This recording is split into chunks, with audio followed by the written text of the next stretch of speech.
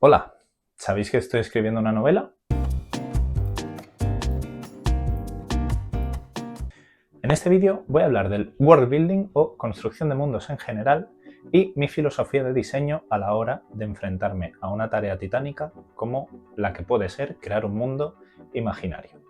Antes de empezar, me gustaría aclarar que este vídeo es puramente subjetivo, aunque creo que muchas de las cosas de las que voy a hablar aquí pueden ayudar a mucha gente a la hora de enfrentarse a este reto o, en el caso de que estén un poco perdidos o no sepan por dónde ir, ayudarles a continuar con su construcción de mundo. Vamos a empezar y para ello vamos a hablar de qué sería, al menos para mí, un buen world building. Para mí, una buena construcción de mundos es aquella que viene diegética con la historia. Es decir, tu historia siempre va a ser mucho más importante que tu mundo. Porque si tienes un mundo increíble, pero tu historia es más bien aburrida, no vas a conseguir cautivar a nadie. Siempre debemos tener claro que el mundo es donde ocurre nuestra historia. Sé que a todos nos gusta crear, sobre todo al principio, grandes cosmogénesis de cómo se creó nuestro universo, etc. Pero al fin y al cabo son cosas que solo te van a gustar a ti mismo. Al fin y al cabo siempre tenemos que pensar que estamos contando una historia y que esta historia no es solo para nosotros. O bueno, en algunos casos puede que sí lo sea. Pero generalmente todo el mundo que escribe no escribe para sí mismo, sino que escribe para que otros le lean. Resumiendo, el world building en nuestra historia va a ser lo que realce y sume a dicha historia. Podríamos decir que el mundo son los matices de una paleta de color, siendo la paleta de color nuestra historia. Y por último, creo que cada cosa que enseñamos al lector de nuestro mundo, al fin y al cabo tiene que servir para aderezar la historia, no para poner paja en el libro y decir qué guay, qué chulo es el mundo que he creado. Vale, ahora ya sabemos lo que es el world building. Ahora creo que toca cómo plantearlo. Para ello os voy a enseñar una pregunta mágica y esa pregunta es la siguiente.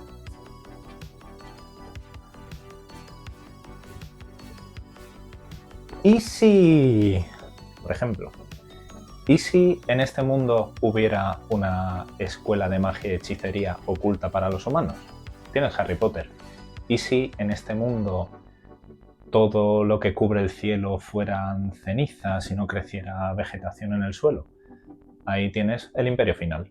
Entonces, para mí, todo world building debería empezar con esta pregunta y luego ir iterando en sus respuestas. Vale, ya he respondido a mi Easy y tengo mi primera idea. ¿Cuál sería el siguiente paso? Muchas veces, si buscáis información en internet sobre world building, os habrá salido el típico formulario de las 150 preguntas de world building que necesitas responder para que tu mundo sea la leche.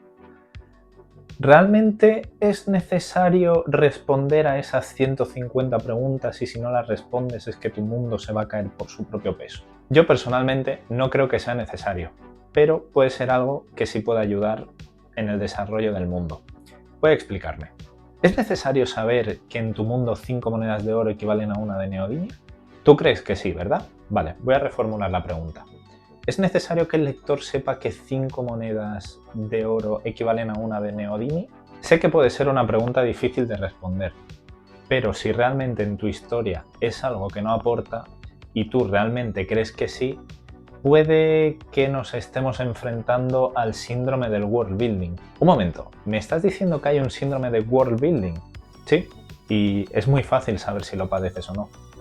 Simplemente con esta simple pregunta lo vamos a descubrir. ¿Llevas más páginas escritas de tu construcción de mundos que de tu propia historia?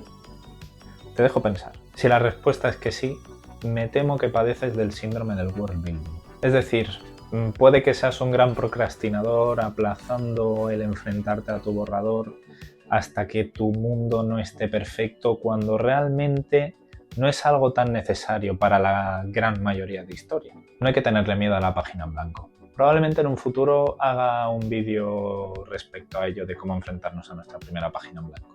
Así que mi consejo sería, una vez hemos respondido al easy, ir respondiendo o rellenando varias de las cuestiones de las que voy a ir anotando en la pizarra.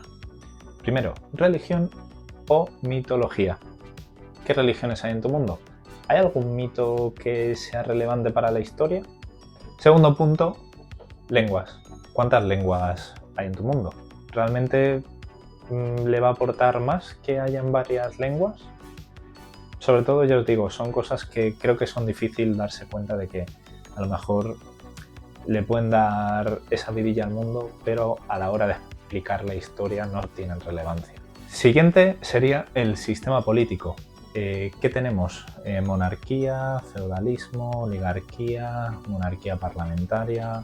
Creo que es algo muy importante en cualquier sociedad y esto sí que puede ser bastante importante en muchas de las historias. El siguiente punto sería el sistema de organización social en tu mundo. ¿Qué clases sociales hay en tu mundo? ¿Tenemos abajo los plebeyos, el clero y la monarquía? ¿O hay algún cambio distinto al que solemos estar habituados?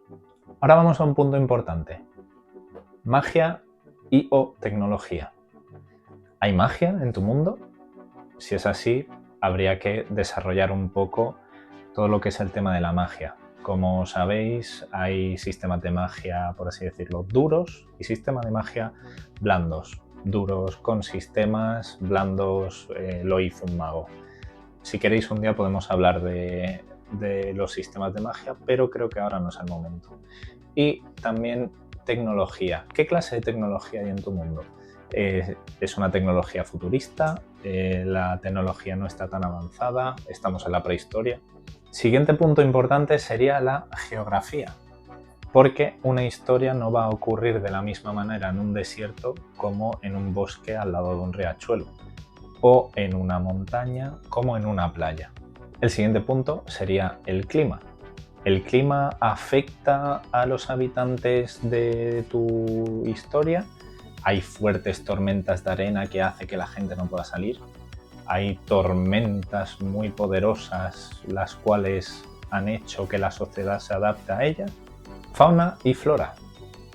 ¿Hay criaturas fantásticas en tu mundo? ¿Por qué están ahí? ¿Realmente tienen un peso en la trama? Lo mismo va para la flora. ¿Hay algunas plantas distintas a las del mundo real? ¿Por qué están ahí? ¿Se sacan algunos recursos de estas plantas que sirvan a lo mejor para retroalimentar la tecnología o la magia? El siguiente punto son las razas y las etnias.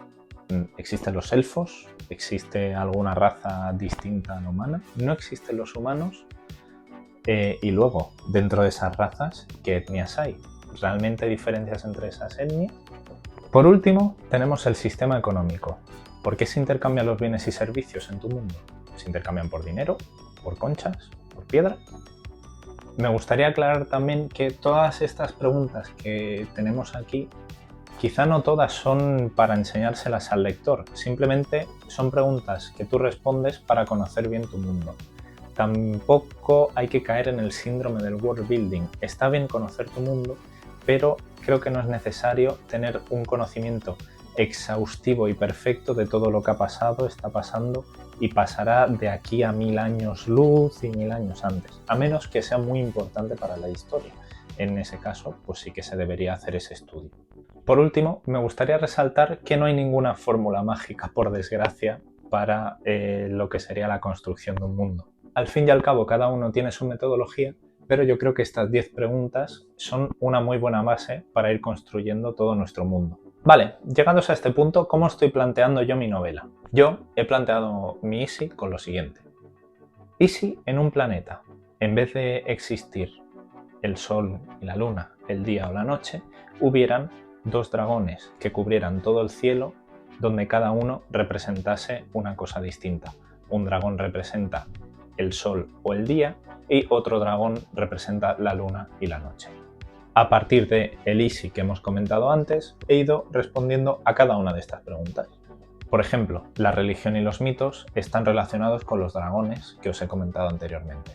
En cuanto a las lenguas, no he sido muy original y simplemente se habla una lengua y todos los personajes hablan la misma lengua. En cuanto al sistema político, en mi mundo reina el feudalismo puro y duro, el que todos conocemos, en el que hay un señor feudal o un rey o un noble que tiene una parcela de territorio y manda ahí.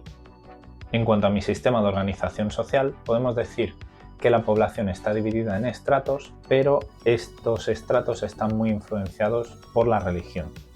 Si hablamos de la magia y la tecnología, la magia está ligada de una forma u otra a los dragones. En cuanto a la tecnología, tenemos la tecnología que podríamos encontrar en cualquier época feudal. Si hablamos de la geografía, también está muy relacionada con los dragones. No os doy muchos detalles porque al fin y al cabo serían spoilers.